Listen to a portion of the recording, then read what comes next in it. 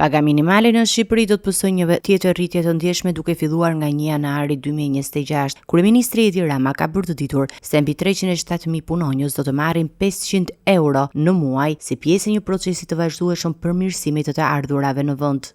Por nga 1 janari 2026 do të rritet dhe paga minimale për 307.850 punonjës, të cilët do të marrin shumën e premtuar 500 euro, e cila do të jetë para, po jo e vetmja rritje e këtij mandati, ku paga minimale do të arrijë 700 euro. Në mbështetje të bizneseve private, të cilat do të përbahen me rritjen e detyrimeve të sigurimeve si pasojë e kësaj rritje, qeveria do subvencionojë për 9 muajt e parë të vitit 2026 një fond prej 90 milion eurosh.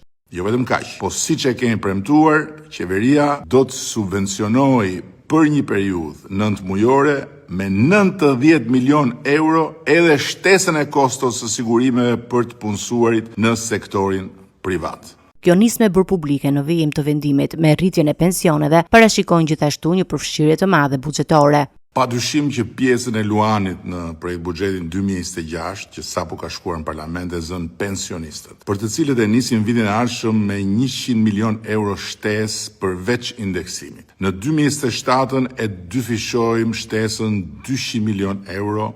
Kryeministri shpjegoi se pjesën e Luanit të projekt buxhetit 2026 e zën pensionistët, për të cilët është planifikuar një mbështetje që do të arrijë deri në 500 milion euro në vitin 2030 përveç indeksimeve vjetore. Në vijim të komunikimit publik, Rama e cilësoi këtë si një tjetër premtim të mbajtur të fushatës së 11 maj, duke theksuar se rritja e pagave dhe pensioneve janë shprehje e mirënjohjes ndaj qytetarëve që i dhan Partisë Socialiste 83 mandate në zgjedhje.